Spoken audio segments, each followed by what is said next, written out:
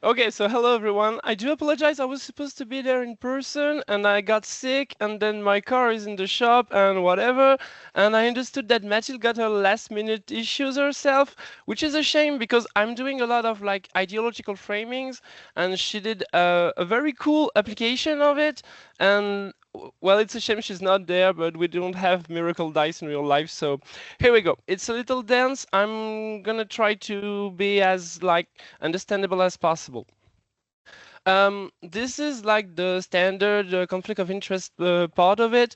I'm going to talk about ideological frameworks of the way we represent humanity in the 40K universe and how these framings could be used to identify research areas on using 40K to analyze day-to-day power relations between communities and in Western societies mainly.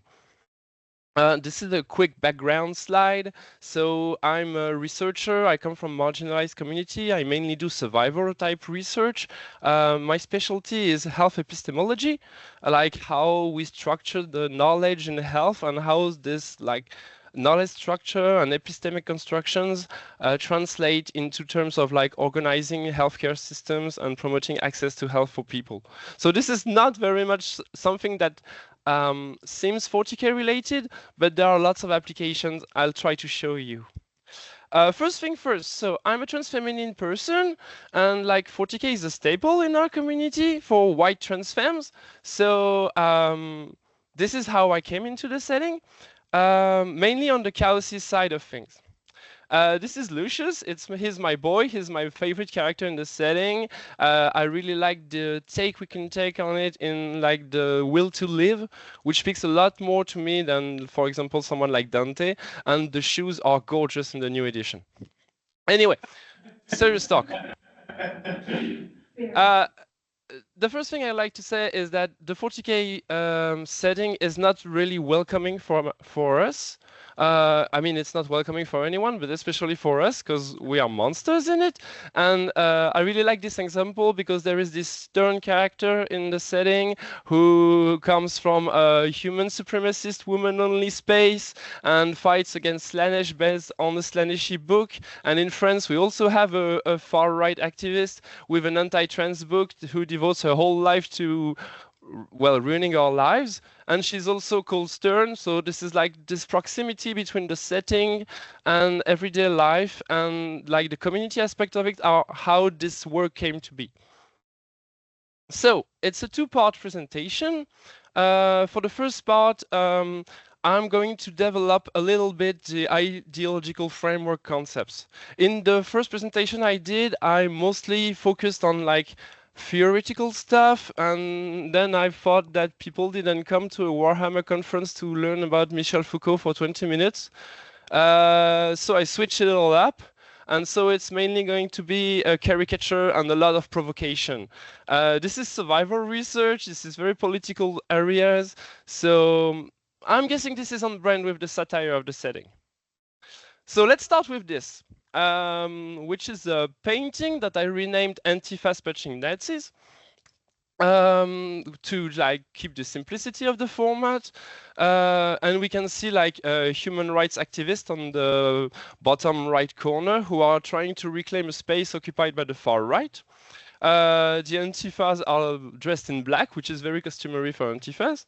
But we can see, and the main focus of why I put this slide is that the far right or the oppressive aesthetics is built on Roman aesthetics, including the leader, Robute, who has like a laurel crown from the Roman Empire. And this is something we saw in real life. Like in France, this is our last official dictator, Napoleon, and he got sacred emperor at the beginning of the 19th century with the same laurel crown. And so the Roman aesthetic is something that was built up in the restructuring of Western societies 2 centuries ago. And it's also the basis of the judicial systems, especially in France, which causes a lot of issues of systemic oppressions and systemic building of discriminations. So these parallels are kind of interesting. If you follow on that, you can say like almost every human faction in the 40K universe can easily be associated with an historical ideological framing, and they all stem from this 19th century way we organize society and how science, and especially health science, builds upon that. For example, you can use the world eaters to talk about race, mainly from the tribal aesthetics or the cyberpunk reinterpretation of hairstyles.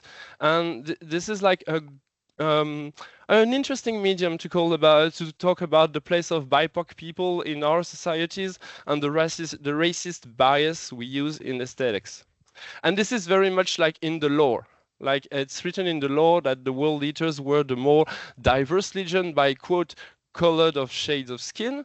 And so this has been memed to death.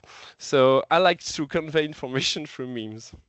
But you could also use like Nurgle to represent disabilities and the issues of non-conforming bodies and the redefinition of well-being.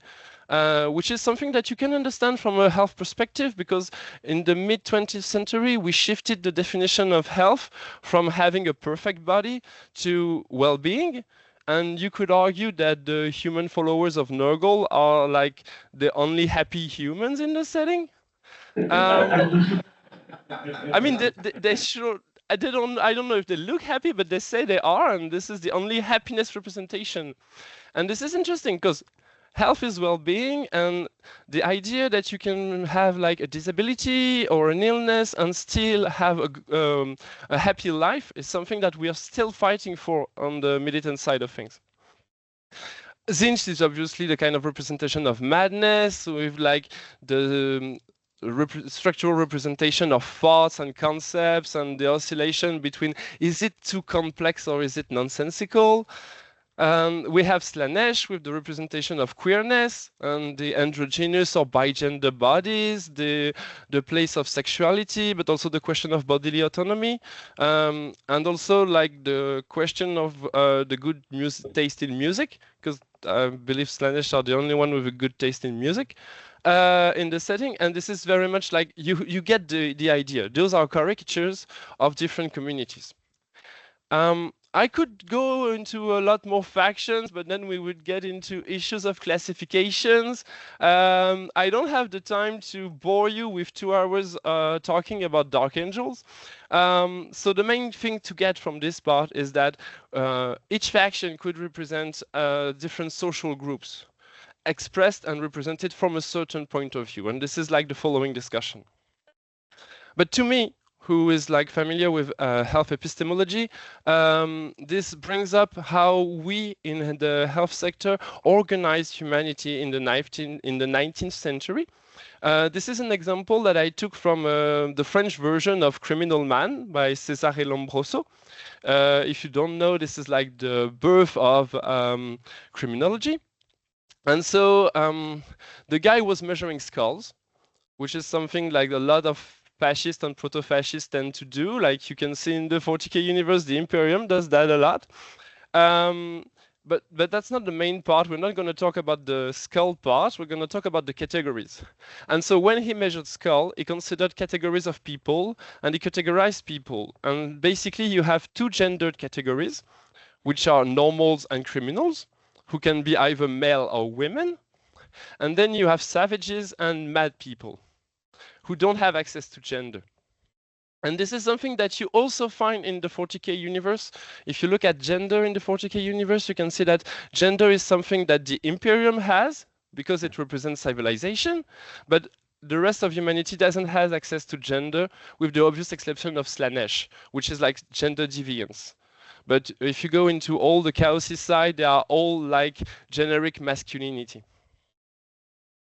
By the way, The Criminal Mind by Cesare Lombroso, best Night Lord fanfiction ever. If you want to learn about Night Lord lore, read this guy. You could also expand past the 40K universe and argue, for example, that scavens could be used as representation of anarchist direct action groups.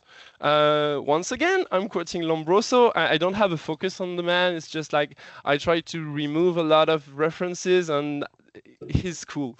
But I could have used a lot of different figures in medical history, for example, Eugene Bleuler, or different thinkers, I guess, who are not considered far right, but who shaped the view we have in Western societies in this century, and who paved the way for, well, fascism and mass exterminations in the following century. And so Lombroso, he described anarchists as having large ears, without lobes, a very developed jaw, and a life expectancy of 20 to 30 years. And so for me, this is a scavenger more than an anarchist, but whatever. And so you can really build on that. Like there is this way of the Warhammer universe as a way of representing different kind of views and ideologies of humanity. Okay, so this is like the first part. This is very simple. I don't have the time to expand, but what do we do with that from a research perspective? I'm going to propose like 5 different avenues. The first one is kind of obvious, is how do communities reappropriate the oppressive aesthetics? This is an example I took from the Sigmarxism subreddit of someone who painted an emperor's children in the colors of the trans flag. Which is not the baseline color for the Legion. Oh my God, it's not Codex compliant. What the fuck is happening in Chaos? But at the same time, this is like a way of expressing political. This is a way of political expression and reappropriation in a space. And I included the back photo because I know there are painting nerds. I saw the WhatsApp group, and I'm like, okay, I'm gonna get bashed if I don't put all the angles. But this is something we can do, and we can look at how different communities reappropriate different imagery, how intersections reappropriate different imageries, because people are rarely one category, even if that's the thinking of the setting. And we don't have a lot of mixed categories in the setting, like how do you handle a Slaneshi Nurgle type or whatever. And this is especially a focus for queer people, because white queer people, we are very used to reclaiming monstrous imagery. This is something we inherited from feminism, especially from the 80s and 90s. And also, like, I don't know why, but anti-queer imagery is often unintentionally badass, like this far-right propaganda thing. It's like, this is a fucking tyrannid parasite. I mean, it's cool. I want to be that thing. So this is the first, like, kind of obvious way of looking at power relationship. Another one we could use is to understand the place that Warhammer 40k takes in far-right discourses, especially online. Because online far-right discourse is a growing area of study, and given the rise of fascism worldwide, this is something we could focus on. This is an example, a caricature mainly, but this was a discussion between this guy, who is a neo-Nazi influencer on YouTube, self-proclaimed. I'm not categorizing. He was discussing with a trans woman who is more on the social democrat spectrum of things, and during the discussion, he called her a heretic, an enemy of the Imperium, and a demonette of Slanesh. And this was not a discussion about Warhammer. This was a discussion about political issues. So Warhammer imagery is used in online debate to illustrate different kinds of political ideas, especially on the far right side of things. And you can also see that this guy who decorates his space with far-right imagery has a Warhammer imagery on the wall. So what does that tell us on the place this medium occupies in political discourses? And the same thing, like, this is the famous incident at the Warhammer competition in Spain. I'm guessing everyone is kind of aware of it. There's been different statements from Games Workshop following this incident on how do we maintain an inclusivity in the hobby, and how we don't want far right. This is not a place for expressing far-right ideas. And I really like one of the statements, because they had to say that the Imperium is not an aspirational state, which is not something I believe that should be said, like it's kind of obvious, but to a part of humanity, it's not. Like, this is something people are working towards achieving. And at the same time, they mask the idea between the idea that the setting is satirical. Like, this is satire. You guys are taking satire seriously. So this is another issue I think that could be interesting to research, which is it really satire? Is 40K really a satire? I mean, you could say like from the Imperium side of things, yeah, it's kind of a satire. I mean, just look at the administratum, and I'm French. I mean, we have a terrible administration. The UN report on the rights of people with disabilities in France noted that administrative adversity was weaponized by our government to limit people's rights. So it's even not maybe a satire, maybe like a crude representation of reality. I don't know. But if you go to the Chaosy side, it's a lot less clear in my mind. Like world eaters were called hounds, and they are literally portrayed as mindless brutes. Caissons were driven mad because they are faulty DNA and they are too much of a book nerds. And yet, in real life, genetics is still used to assert systems of domination and systemic torture of mad people. And also, you don't become mad by reading book. I mean, if you read too much book, you end up an anarchist. That's a mad person. And like the emperor's children are all coming from the noble class, and they are all portrayed as bourgeois decadent aesthetic, and they trade in bodies, and they trade in different kind of bodies and autonomy, which is very much like homophobic trends. Also in the story, Fulgrim killed Gilliman, which is both kind of cool, but at the same time, the gay Primarch killed the Roman Primarch, and like the Eldari Empire was destroyed by Slanesh. I mean, the idea that queerness destroys empire it's a far right myth. It's not a historical fact. This is not how the Roman Empire fell. So I think it begs the question that is Warhammer 40K really a satire, or is it like a pile of discriminatory stereotype about marginalized population in Western societies? And so is it not like too quick of an answer to just say it is satirical, you guys are taking things literally? And then we also have to discuss the role of capitalism in it, because the Warhammer universe is not like an artistic universe. We're not studying Lovecraft, and we could still debate Lovecraft, but it's a medium to sell little fascist plastic soldiers. And they are doing it at a time where you could use your money to try to, for example, help save families from the genocide in Gaza, or to build up your communities because political tensions are rising. So to illustrate that, I took those thumbnails. Those are very like, you might know those channels like Auspex Tactics or the Warhammer podcast, and they had the time and the energy to do a ranking of all 19 lieutenants from the Space Marines, because we need 19 different sculpts for Space Marine lieutenants when we only have like 17 data sheets in the Emperor's Children Codex. Like there is a disproportion on the energy that is used in the universe to represent different groups. The Space Marines, which in universe are like the fascist soldiers, which is also something that Games Workshop acknowledge, are the poster children. They are the center of all editions, they are the center of all communications, and soon we will have an Amazon series about the Imperium and about the fascist regime of the future. And is this neutral? Is this something that has an impact on society?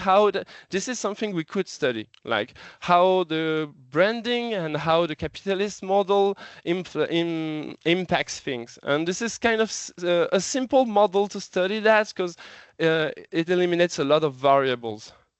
And this idea of simplicity is my the next point, which is like, if you studied like critical discourse analysis, we have this notion that complexity is something we artificially create to create abstraction, to protect and to hide structure of oppressions. And so Warhammer, because it's simple, because it is a simplification. Is it a satirical simplification? We could discuss that, but it's a simplification. You can also use it to like simplify different discourses to help people get into them and understand them and politicize fields who are not easily politicized. For example, like madness and the mental health system. This is something that's very abstract. It's hidden behind a lot of health knowledge, a lot of notions, but it's still a political issue at core. So this is me having fun with tweets from President Trump and his son. But still, you understand it better that way, I guess. And this is my last point. This is a meme that was sent to me by a friend who is a psychologist and also a field militant for the rights of people with disabilities and trans people. And when he learned I participated today, he automatically sent me this, which is kind of like very like actual. This is something that happened last week or this week. Like this stuff is happening. We're not used to this timing in common research, but this is the idea.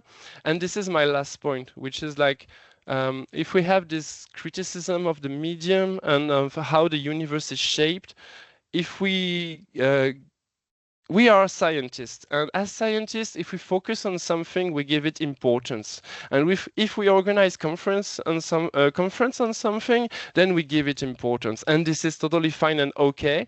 I think the Warhammer universe is enough of interest for this, but for me, it raises an ethical imperative on how we frame our research, of what comes from it, of how we spend our energy, because this is not politically neutral. This was the main idea of my talk, and I hope I conveyed at least this message.